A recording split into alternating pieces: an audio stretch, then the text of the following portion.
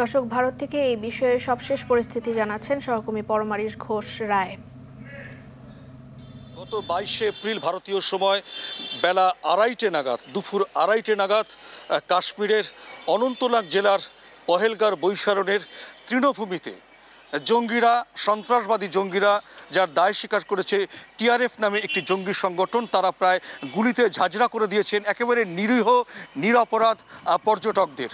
সরকারি সূত্রে যেটা জানা যাচ্ছে যে এখনও পর্যন্ত 26 জনের নিহত হয়েছেন এবং বেসরকারি মতে সেটা আরও 2 জন বেশি এবং 17 জনের মতন মানুষ আহত হয়েছেন। নিরাপত্তা বাহিনীর বিভিন্ন বলয় তারা কিন্তু গোটা অঞ্চল একেবারে ঘিরে ফেলে চিরুনি তল্লাশি চালাচ্ছে। এখনও সেই তল্লাশির কাজ চলছে এবং দেখা গেছে যে আর্মির তরফ থেকে, সেনাবাহিনীর তরফ থেকে ড্রোন এবং হেলিকপ্টার ব্যবহার করা হয়েছে এবং ঘটনার পরবর্তীতে কিন্তু স্বরাষ্ট্রমন্ত্রী প্রধানমন্ত্রীর সঙ্গে ভিডিও কনফারেন্সিংয়ে কিন্তু কথাবার্তা চালান এবং প্রধানমন্ত্রী পরবর্তীতে কিন্তু টুইটার হ্যান্ডেলে জানিয়ে দিয়েছেন এই সন্ত্রাসবাদীর মোকাবিলায় কিন্তু কোনো কিছুকে ভারত সরকার রেয়াত করবে না।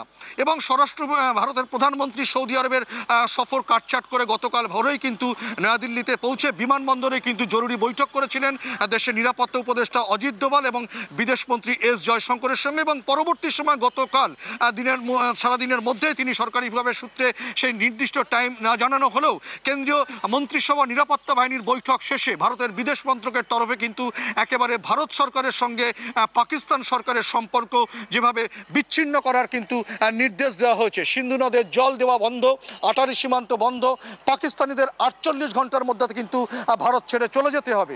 এবং শুধু তাই নয়, এবং সমস্ত ভিসা কিন্তু বাতিল করা হয়েছে। ভারত সরকারের এই কূটনৈতিক সিদ্ধান্ত কিন্তু একেবারে জানান দিচ্ছে যে এই সন্ত্রাসবাদের মোকাবিলায় ভারত কোনোভাবেই পাকিস্তানকে বরদাস্ত করবে না। ইতিমধ্যে কিন্তু পাল্টা হুমকিও পাকিস্তানের তরফ থেকে এসছে, যেটা ইতিমধ্যেই গণমাধ্যমে কিন্তু দেখা যাচ্ছে। এই ঘটনার পরবর্তী পর্যায়ে সেনাবাহিনী এবং গোয়েন্দা বাহিনী, নিরাপত্তা বাহিনী কিন্তু চিরুনি তল্লাশি চালানোর পাশাপাশি সন্দেহজনকভাবে কিন্তু প্রায় কাশ্মীর থেকে 2000 মানুষকে কিন্তু আটক করেছে এই মুহূর্তে, যেটা সর্বশেষ খবর। এবং সরকারিভাবে 20 লক্ষ টাকা কিন্তু পুরস্কারের কথা ঘোষণা করা হয়েছে। কাশ্মীর পরিস্থিতি নিয়ে সবশেষ পরিস্থিতি জানাচ্ছিলেন পরমারিশ ঘোষ রায়।